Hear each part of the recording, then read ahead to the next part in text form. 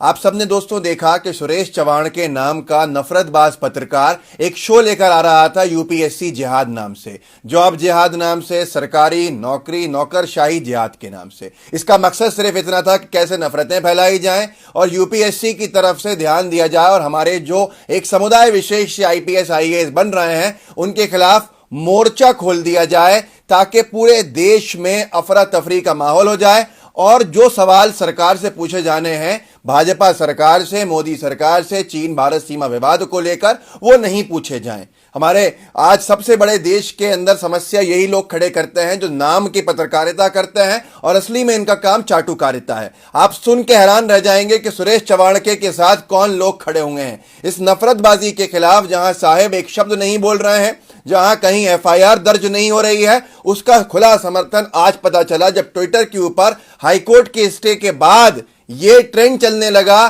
कि सुरेश चव्हाण के आगे बढ़ो, हम तुम्हारे साथ हैं। यह अवमानना है, मैं आगे आपको बताता हूं। सबसे पहले आप देखिए कि समर्थन में जो ट्वीट आए हैं, जो स्टेटमेंट्स आए हैं, जो लोग खड़े हुए हैं सुरेश चव्हाण के की इस नफरत की मुहिम के पीछे, ये देखिए डॉक्टर सरोजनी अग्रवाल।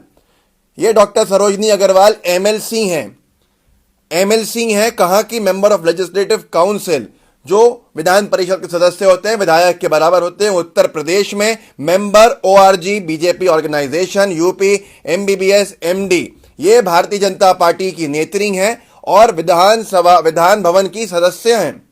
आप सोचिए कि ये बीजेपी की जो विधायिका महोदय हैं, इन्होंने साफ क्या ट्वीट किया है? इन्होंने ट्वीट किया है, आई सपोर्ट सुरेश चव्हाण के, आगे बढ़ो। ये कोर्ट की अवमानना नहीं है क्या? ये भारतीय जनता पार्टी के लोग हैं जिनको फायदा पहुंचता है सुरेश चव्हाण के जैसे नफरतबाजों की वजह से, ये समर्थन दे रहे हैं पीछे। ऐसे ही लोगों की वजह से उसके ऊपर एफआईआर नहीं हो रही है। 2 कौड़ी का नफरतबाज पत्रकार है जबकि, लेकिन नाम को पत्रकार है, पत्रकारिता को बदनाम करने के लिए नफरतें फैलाता है, झूठी खबरें देता है, पर उसके बाद भी वो सीना चौड़ा करके कोर्ट की अवमानना कर रहे हैं। आज भाजपा ये पूरे कोर्ट की अवमानना कर रहे हैं। इनका क्यों साथ में प्रशांत भूषण जी की तरह इनको सजा नहीं सुनाता कोर्ट क्यों सो मोटो नहीं लेता, ये समझ से बाहर है। कपिल मिश्रा, बिल्कुल 2 रुपये वाले जो नेता होते हैं भाजपा के, झंडा उठाने वाले, वो first they tried to ban a book, now they want ban on a TV program. Leftists are real fascists. Why no press freedom for Suresh Chavan के? पहले ये एक किताब को बैन करा रहे थे, फिर ये एक टीवी प्रोग्राम को बैन करा रहे हैं। ये इनकी असलियत है, ये कपिल मिश्रा ने लिखा है। आप खुद देख लीजिए कि कपिल मिश्रा ये कितना बड़ा नफरतबाज है, भारतीय जनता पार्टी का एजेंट। ये कपिल मिश्रा भाजपा का नेता है, खुल के कह रहा है कि सुरेश चव्हाण के आगे बढ़ो। सीधे सीधे बेनकाब होते हैं, सीधे सीधे ये भाजपा के लोग, यही है नफरत फैलाने वाले। एक अरुण करके है, भाजपा का हरियाणा का आईटी सोशल मीडिया हेड है, ये दिन भर ट्रेंड करा रहा है सुरेश चव्हाण के आगे बढ़ो। RT maximum for world wide trend, दुनिया भर में इसको हम ट्रेंड कराएंगे। ये अरुण, इसको देख लीजिए। इसने सीधे सीधे Harnath Singh Yadav, member parliament Rajya Sabha, Bharatiya Janata party का राज्यसभा सांसद हरनाथ सिंह यादव, सीधे सीधे ये ट्वीट कर रहा है, प्रिय सुरेश चव्हाण के 100% समर्थन है आपको, हमको मिटा सके ये जमाने में दम नहीं, हमसे जमाना खुद है, जमाने से हम नहीं। जो तूफानों से पलटे जा रहे हैं वही दुनिया बदलते जा रहे हैं, सुरेश चव्हाण के आगे बढ़ो। ये लिख रहे हैं हरनाथ सिंह, भाजपा के राज्यसभा सांसद। कोर्ट ने कहा स्टे, और ये हरनाथ सिंह संसद सदस्य होने के साथ कह रहे हैं कि आगे बढ़ो। मतलब क्या है? क्या कोर्ट का आदेश कुछ नहीं है भाजपाइयों के लिए? सुदर्शन चैनल तो मैं बता दूं आपको कि ये एनबीए का, नेशनल ब्रॉडकास्टर्स एसोसिएशन जो है उसका सदस्य भी नहीं है, एक तरह से अवैध चैनल है। और बहुत से लोग इसको बहुत बड़ा हिंदूवादी नेता समझ रहे हैं और बहुत से लोग इसको समझ रहे हैं कि हिंदू धर्म का रक्षक है। अरे मेरे हिंदू भाइयों, हम सब एक हैं, ये रक्षक नहीं, ये भक्षक है। मैं बताऊंगा कैसे। एक हिंदू बहन हमारी, वो बलात्कार का आरोप लगा के आई है इसके ऊपर, 5 साल उसका शोषण किया इसने और आसाराम के बेटे ने, और ऐसे लोगों को आप हिंदू हृदय सम्राट बनवा रहे हो। ये वो लोग हैं जिन्होंने अपने धर्म तक के लोगों को नहीं छोड़ा, क्योंकि इनमें इंसानियत नहीं है। जो किसी एक धर्म से नफरत करता है वो किसी से मोहब्बत नहीं कर सकता। मैं आपको आगे बताऊंगा। इसके बेडरूम की तस्वीरें आई थी जो इसके ऑफिस में खुफिया बना हुआ था। एक हिंदू महिला, एक हिंदू बहन हमारी, उसका इसने बलात्कार किया और आसाराम के यहां भेजा था इसने उनको इंटरव्यू करवाने के लिए, और आसाराम के बेटे ने क्या अभद्र टिप्पणियां की थी जो पुलिस के स्टेटमेंट में रिकॉर्ड हुई हैं, वो आप जान के हैरान हो जाएंगे। अब ये देखिए अफवाहें फैलाई जा रही हैं, उत्पाल करके हैं भाजपा आईटी सेल के होंगे। लिख रहे हैं सुरेश चव्हाण की आगे बढ़ो #Sudarshan news, look at the data of this year, UPSC registers 40% increase in number of successful Muslim candidates this year. ये लिखा है। यह है अफवाहों की फैक्ट्री, इससे बनते हैं लोग दुश्मन। बहुत बहुत खुशी होगी मुझे अगर ऐसा कोई इंक्रीमेंट होगा। एक समाज जिसको पंक्चर वाला कह रहे थे आप, बहुत सारे लोग जिसको समझते थे कि पढ़ता लिखता नहीं है, अगर उसने यूपीएससी में कुल 1% की बढ़ोतरी है, 1% की। ये लिख रहा है 40% मुस्लिम समाज के लोग बढ़ गए, 1% की। और मैं आपसे एक और बात कह दूं, ये झूठी बात है। ये डिवीजन की जो पॉलिटिक्स है, डिविसिव पॉलिटिक्स जो है, ये अंग्रेजों की राजनीति है।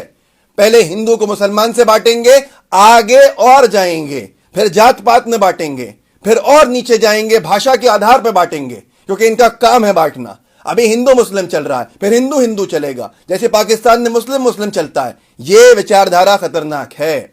लगेगी आग तो आएंगे कई घर जद में। यहां सिर्फ हमारा मकान थोड़ी है, इस देश को बचाना चाहिए। आज पूरा सिस्टम को कोलैप्स कर रहे हैं ऐसे लोग, सुरेश चव्हाण के जैसे जाहिल लोग। मैं आगे और तो दिखाता हूं आपको, लेकिन पहले महत्वपूर्ण है ये देखिए, क्योंकि ये कह रहा है वेकअप हिंदू करके एक ट्विटर हैंडल है।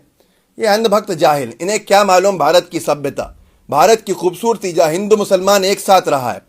इन्होंने लिखा है श्री सुरेश चव्हाण के जी is outstanding journalism, outstanding journalism, 2 कौड़ी की पत्रकारिता, और कह रहे हैं आउटस्टैंडिंग जर्नलिज्म। नीचे पोस्टर बना हुआ है, जब किसी की हिंदू और हिंदुत्व के लिए बोलने की भी हिम्मत नहीं थी, तब मैंने अकेले सुरेश चव्हाण के को सुदर्शन न्यूज पर दहाड़ते देखा था। तब ये बलात्कार कर रहा था वहां पर लोगों का। आप सोचिए, आप कल्पना कीजिए कि हम किन को आइकन बना रहे हैं, हम किन को अपना हृदय सम्राट बना रहे हैं। वो जो जिनके ऑफिस के अंदर हिंदू महिलाएं सुरक्षित नहीं है, ऐसे ये हिंदू हृदय सम्राट बनेंगे। इनकी असलियत जान के आप थूकेंगे नहीं इनके ऊपर। ये सिर्फ एक टीआरपी का खेल चल रहा है, पैसे कमाने का खेल चल रहा है, जज्बातों के साथ खेला जा रहा है। जज्बातों के साथ किसके खेला जा रहा है? अपने ही समाज के अंदर ये छेद कर रहे हैं, और बहुत से लोग समझ रहे हैं कि ये धर्म के लिए लड़ाई लड़ रहे हैं। अब देखिए एक और अफवाह जो थी, एक जो एक लड़की थी जो आईएएस बनी, जो यूपीएससी क्लियर करा, जैसे नादिया बेग करके, कश्मीर की, उसके फर्जी ट्विटर बना के और सीधे सीधे फैक्ट चेक एजेंसीज ने कहा कि ये फर्जी ट्विटर हैंडल है, उसके ऊपर एंटी इंडिया ट्वीट करा के आज उसके बारे में कहा जाता है ये सबसे यंगेस्ट कश्मीरी आईएएस है, मुस्लिम है। और ये देखिए कितनी नफरत भरी बातें हैं, ये बुरहान वानी की आइडियोलॉजी की तरह है। सुरेश चव्हाण के को आप निंदा कर सकते हैं, पर इन लोगों का क्या? इसने कहा ही नहीं है, इसको हिंदुस्तान से प्रेम था, तब तो नादिया बेग आईपीएस आईएएस बनी, यूपीएससी क्लियर किया, पर उसके लिए भी नफरतें फैला रहे हैं। नफरतबाज इस देश को तोड़ने में लगे हुए हैं। और आपको अब मैं दिखाता हूं वो चीजें जो आप जान के हैरान हो जाएंगे। ये पेपर की कटिंग है, ये पेपर की कटिंग है, 2013 का केस है। उसके बाद साहिब की सरकार आ गई, बच गया सुरेश चव्हाण के, गिरफ्तार हुआ था सुरेश चव्हाण के। चैनल मालिक और नारायण साईं, नारायण साईं कौन है? नारायण साईं आसाराम बापू का बेटा है। चैनल मालिक यही सुरेश चव्हाण के, और नारायण साईं के खिलाफ रेप केस। चैनल में ही काम करने वाली महिला मीडिया कर्मी ने इस संबंध में एसएसपी से मिलकर शिकायत की। ये है, और उसके साथ साथ ये पढ़ लीजिए, सुदर्शन में पुलिस का छापा, खुफिया बेडरूम में गंदगी के निशान, काम पिपासु मालिक को यूं दिखाया आईना।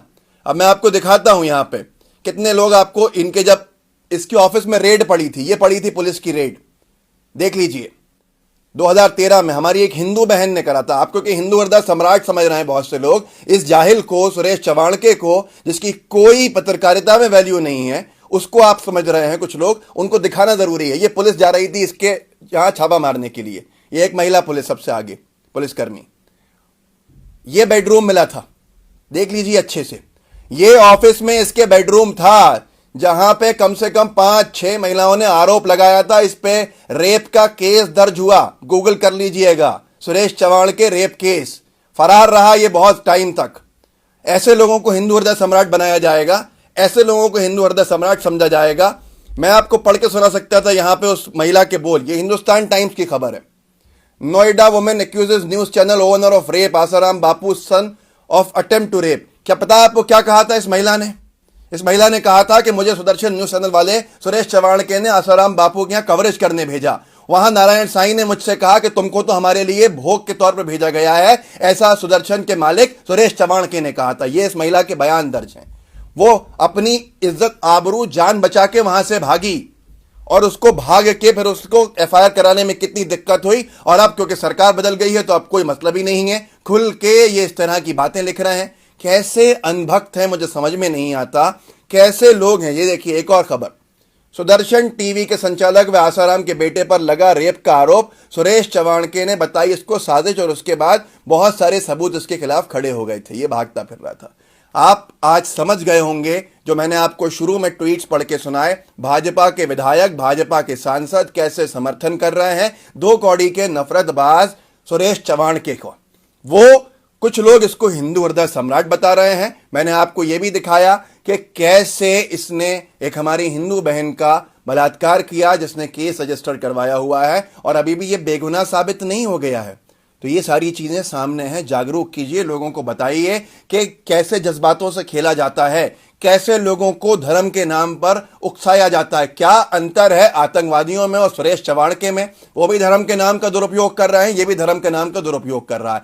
करोड़ों रुपया कमा लिया, लाखों की करोड़ों की संपत्तियां हो गई, आपके पास क्या हुआ? समझिए, ऐसे लोगों से पहले बहन बेटियों को बचाना जरूरी है। इनके झांसों के अंदर मत आइए। ये आसाराम के बेटे के सबसे करीबी लोगों में से एक है जिनके ऊपर साथ में एफआईआर दर्ज हुई नारायण साईं और सुरेश चवाणके के ऊपर बलात्कार की। बलात्कारी व्यक्ति आज धर्म के नाम पर लोगों को बांट रहा है और भाजपा के सांसद विधायक उसका साथ दे रहा है। इसको आगे बढ़ा के जागरूक कीजिएगा लोगों को और मेहरबानी करके एकता भाईचारा लाइए, आपसी मोहब्बतें लाइए। लोगों की मोहब्बतें नहीं बचेंगी, भाईचारा नहीं बचेगा तो कुछ नहीं होगा। आज इस देश के सिस्टम के ऊपर बहुत बड़ा हमला है ऐसे नफरतबाजों का, उसको बचाने के लिए आवाज उठाइए। ऐसा ना हो कि बहुत देरी हो जाए। जय हिंद, जय भारत।